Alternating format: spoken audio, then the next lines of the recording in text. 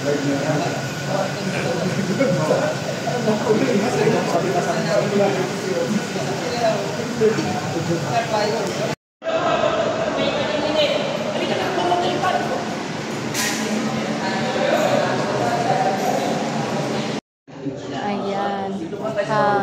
Meron pong elevator. Bali yung elevator po niya ay dalawa.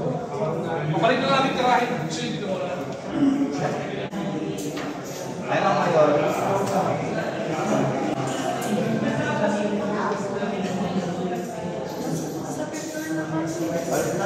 Wala sila yung nag-rest. Wala sila yan. Kaya pala ako sinasan ko, nag-rest. Wow, ang ganda nito. Ayan, mamaya masisilip natin kung ano yung nandyan sa loob. At kompleto po sila dito. May mga exit po yan. At may mga fire. Wow, ang ganda ng mga pintuan nila. Nakakaingit. Ayan o, yung mga pintuan nila guys o. Ayan. Ito yung mga pintuan.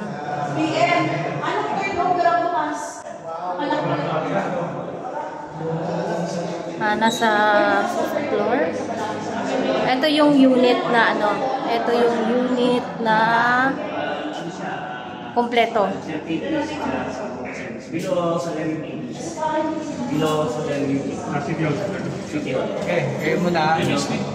Ito po yung isang unit na po to. Bagong-bago pa yan. Ito yung parang sala. Tapos pagpasok mo dito, makikita mo may isang kwarto. Ayan, makikita niyo yan. Mawak, may bintana na rin siya. Tapos dito kwarto din. Bali, dalawa yung kwarto. Ayan. And then, ito yung CR. Nakalak po yung CR.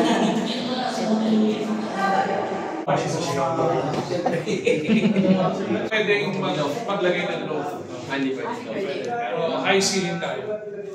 Yung ibang units natin sa taas, I think lower than ang ilang mas mababa ng konti. Pero still considered sa high ceiling. Ang advantage naman sa high ceiling. Sir? Advantage naman sa high ceiling. Siyempre, maliwalas. Hindi ka parang feeling kulog, di ba?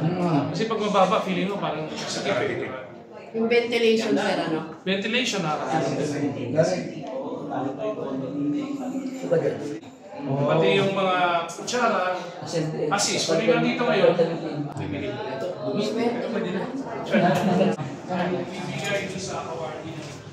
Hindi sa loob.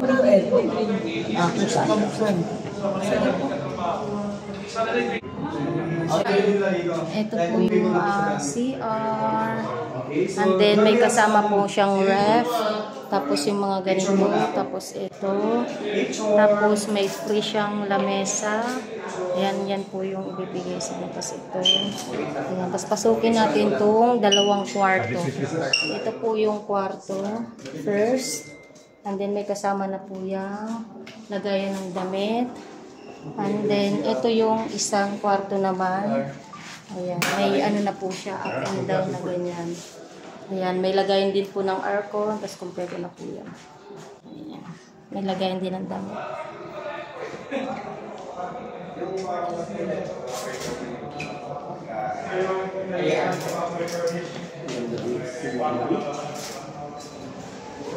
Swimming pool na tayo.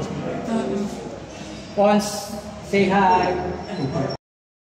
Ayan, akyat naman po tayo sa swimming pool.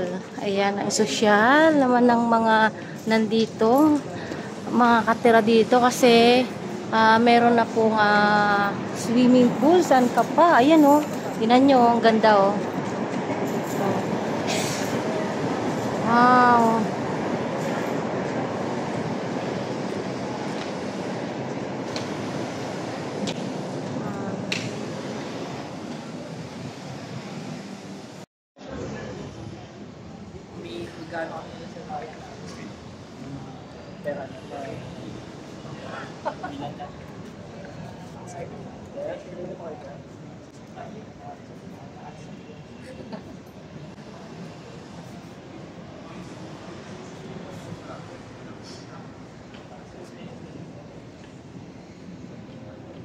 Sarap lumungay, no? Init, no? Okay na. Okay na. Nasa baba. Okay na po. Oo nga, Ayun, may mga ganito pa, oh. Pagka gusto mong maligo, ayan, punta ka lang po dito sa taas. Meron siyang swimming pool, tas pwedeng ibuka yan, tas diyan ka magpapahinga, oh, di ba? Ang social naman ng residence to.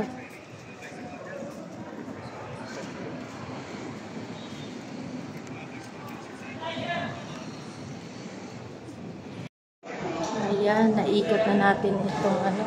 Ang ganda, grabe. Ang ganda naman, ito yung functional hall. Yung functional hall na San Lazaro.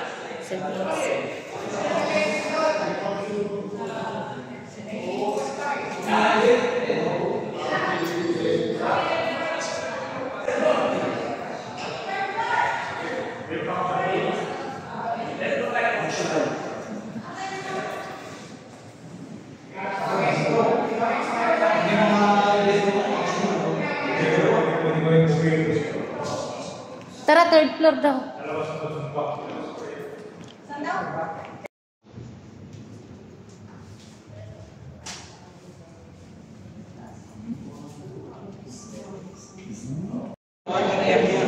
Fourth and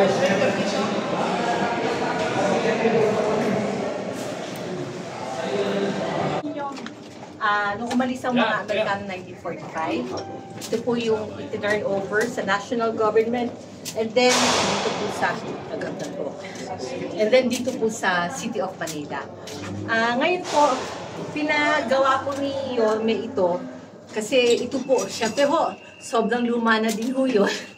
Ayun po, although candidate na ho yun dapat for sa National Historical Institute. Dito din ho tinatag ang PAMET. Alam niyo po yung PAMET, yung sa Safeguard, Philippine Association of Medical Technologists. Dito din po yung tinatag, noong 1963. Ngayon po, tertiary clinical laboratory tayo. Ibig sabihin ho, lahat ho ng sections, yun na po ang pinakamataas na antas na ibibigay ng DOH. Aside from that, may lisensya din tayo sa drug testing. Meron din tayong lisensya for, yun po ang pinaka-highlight namin, laboratory for drinking water analysis. Ayun po. Dok, pwede makita rin yan. Pwede po May ginagawa? Wala na. So, silipin natin mga ka-estonians. Yung mga wire lang po ito po, chemistry section po natin. Chemistry. Dito po ginagawa yung mga blood tests. Dito pala yun. So, ito mga ka-estonians yung Dito pinakaloob po, ng ito public po machine natin for immunology. Ito po yung ginagawa yung thyroid function, FTP, FT4, tsaka po yung Cancer. Cancer, PSA, para po sa breast cancer, sa prostate cancer. Tapos, ito pong machine natin dito po, ito po yung ginagamit natin ngayon for chemistry. So, ang pinaprocess po natin ngayon dito is yung FPS, which is yung glucose, yung cholesterol, triglycerides, Sa diabetes po at college. HDL, yung creatinine, sa kidneys po, yung ALT, AST para po sa liver. And then, meron din po tayong... Dito ko pa mag-raise Hi! Ayan yung Clara pa. Ito po, yung machine na po ito, same lang din po na for chemistry. So, every Tuesday and Thursday po, nakakatanggap po tayo ng specimens from 44 health centers po. Umaabot po tayo ng almost 600 specimens po.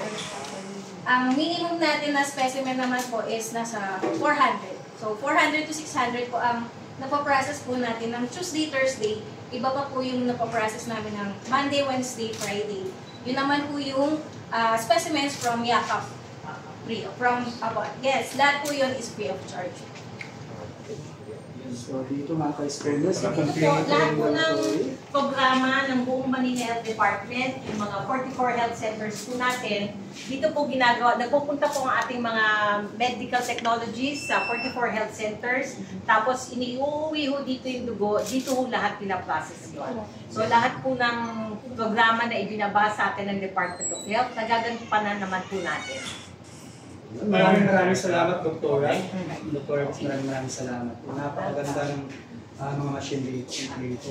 High-end yan. Yes. No, enough po ba? State-of-the-art Ito po talaga machines. Enough po ba yung mga machines natin to cover for the 44 health centers? Yes, Or gaano katagal yung ano po nun, yung turnaround time? Usually, the following day po ang pag-release namin. Pero may balak na po, may pinapropose po si Dr. Grace na i-automate na po namin yun yung online na po para mas mabilis ang pag-release po namin. Kailan po kayo effective ito? Hopefully, this coming year, inuumpisahan naman na po yun eh. Yung makina naman ho, pagtataas ang volume namin, madali naman po nakakakuha kami ng additional makina. Depende sa volume. Meron po kasing ganyan din kalaki, pero mas mabilis. Okay. Mga high-end kasi ito, and yung reagents namin is under PhilHealth Trust Fund. So, yung special health funds na yun, siya yung nag-sustain ng ating reagents para mibigay natin na libre sa mga pasyente natin. Dok, ano lang po inaantay natin para masakatuparan yung online result? Next year, pero ano lang po yung reason ba't natin-delay or kulang sa approval? Hindi, ano natin yan, parang organize natin, magiging online system yung results. Technical na lang ang kulang, pero yung hardware nandiyan na naman. Kasi kakaumpisa lang po ni Dr. Grace din eh. Kaya na-propose naman na po niya yan, aandar na po yan. Parang high-end na rin yung ating result. Okay, Dok. Libre po. Okay. Yes, libre to. Analysis na yan. Water analysis naman po. This is the water bacteriology section of the Manila Public Health Laboratory. So, since 1945, pre-war pa, nandito na ang ating laboratory. And ngayon, pagdating ni Mayor Isko, ni-renovate niya and in-upgrade niya yung mga gamit natin. And this is unique in our Manila Public Health Laboratory. Ang tinatawag natin na water analysis testing. So dito pinapadala ng mga restaurant ang kanilang tubig para Matetest po. tinetest natin for water potability. Ito yung mga water refilling station, ma'am, ganun? At saka, Oo, dito. Water refilling station. Dito At saka, natin. Doktora, yung, di ba po, yung meron din kasing programa ang Department of Health. Ang ating pong mga sanidad, yung umiikot, nangongolekta, meron pong regular sampling points sa kasama natin ang water concessionaire. May representative sa amin, may representative example sa Maynila, joint po yan mangongolekta, magte-test. So, ang tubig po, supposedly sa syudad natin, ay potable. Free from contamination and ano. And dito, ito lang ang merong public health laboratory. Na may Kompleto. na kompleto kasi kailangan na meron ding water Kompleto sa testing buong- analysis. Buong Pilipinas na yun? Metro Manila. Metro Manila lang, Ah, yes, yan. Metro Manila. Isa po tayo sa una talaga. Magmula po nung nagkaroon ng parang consortium ho, technical working group, kasama na po ang Maynila. Dito natin ginagawa. May bayad to, Dok? You can take it. Libre to, libre. Ito pong nakalagay na payment mo. Yung pong regular sampling point, yun po libre po. Pero yung pong mga restaurants at saka mga business establishments, may bayad po. Pero mura po, pinakamura kasi sa atin, 250 lang po eh. Sa iba mga 750, 1,000. Sa atin po 250.